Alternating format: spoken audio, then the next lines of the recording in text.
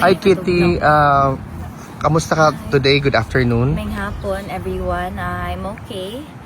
As you can see, the weather's getting better. Kit, were you able to celebrate the King's Day celebration in the Netherlands? Siyempre, pero secret lang. Yeah, I was able to. Simple celebration lang. How is the former President Rodrigo Roa Duterte? I would say he's okay. Today, he ate lunch, but he can't remember what he ate. Basta karne. Pero kumain pa rin siya ng snacks. The same, yung pancake, gluten-free nuts, and Coke Zero. Is he aware of the celebration of King's Day by any chance? I don't think so eh. Kasi, I mean, he's not very fond of international events, no? You know, he's very patriotic na puro atin lang. Kaya hindi siya masyado nasisiyahan sa mga ganyan. Kit, on a political side, what is your opinion about the development of the impeachment of your sister, the Vice President Sara Duterte? That I haven't discussed with my father also because we don't wanna add to his burdens. With that naman, I have no comment with the political side of it, no. But I know my sister. I know that she can be many things, but she's not a thief. She's not dishonest. Ayun talaga. So I know that she can withstand what she's going through right now because she has her truth, and at the end that will prevail. Kit, in Congress right now, there are really young, outstanding congressmen, Yes. like Congressman Leviste. I've mentioned them just now to my father, Congressman Leviste and Barzaga. Barzaga, correct. And he's quite fond of them because I think he respects people who are like him, outspoken and brutally honest. So he's fond of them. He mentioned their parents kasi halos kabatch niya, kakilala niya. So ayun. What's your opinion about this congressman becoming younger and younger in the lower house? They're doing well, no? I think I don't really involve myself with it, but I think they're doing good. I think that the Philippines, the people, the masses need more people like them. Yes, they are young, but because they are young, they are more. Usually, kasi when you're younger, you're braver and you have a stronger sense of fight in you, ba? So I think, yeah, in general, we need more people like that.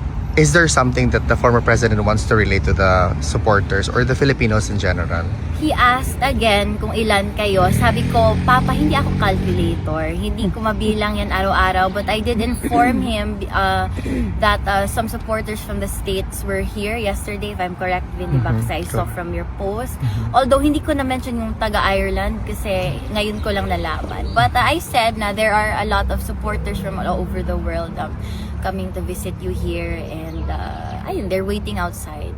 Will you be staying here longer with us? No, because I have aside from my personal life, I have my school. Kaya naka-shades ako kasi pag first visit and last, umiiyak ako kasi syempre namimiss ko yung tatay ko. So maoto ako siyang giluok-luok na pod hantod kana manggod siya pagtindog na bago na siya mag-exit ako ana siyang luok-luok kon dira sa aping puno kay lip gloss iyang aping kay ano ni ako lip gloss. So and sabi niya sa mga guard, what can I do? This is how my daughter wants to say her goodbye. Luok-luok na. Dumugod yun ako na siya. Antod na sa maana na siya matumba. But, you know, secretly, he likes it. He's very happy. Pag alam mo yung pa-exit na sa corridor, yung akala niya wala nang nakakarinig, sila na lang ng guard. Well, what are daughters for? Do you have a daughter? And then, ayun, pinagmamalaki niya yung ganun. Kit, just to conclude this interview, is there something you want to relate to the Filipino people's unwavering support to your family?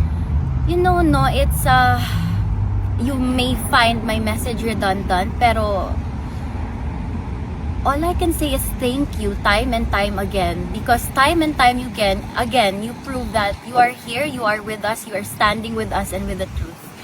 Every day I see these new people coming to visit here, and I fly here every few months for my father, so I know how emotionally, mentally, and physically taxing it is.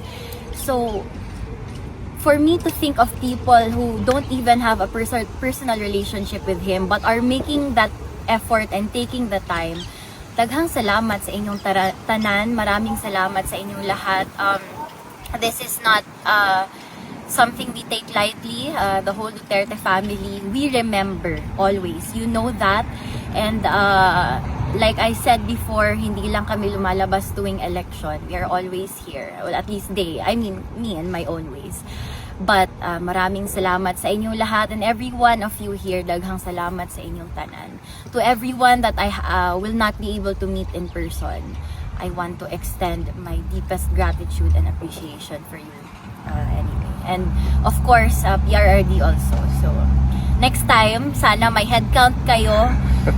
Mag-head count na kayo bago ako pumasok kasi hindi ko yan kaya, para masabihan natin siya. Kit, on behalf of the Filipino community in The Hague, good luck to your endeavors, personal or academic. We will see you again very, very soon.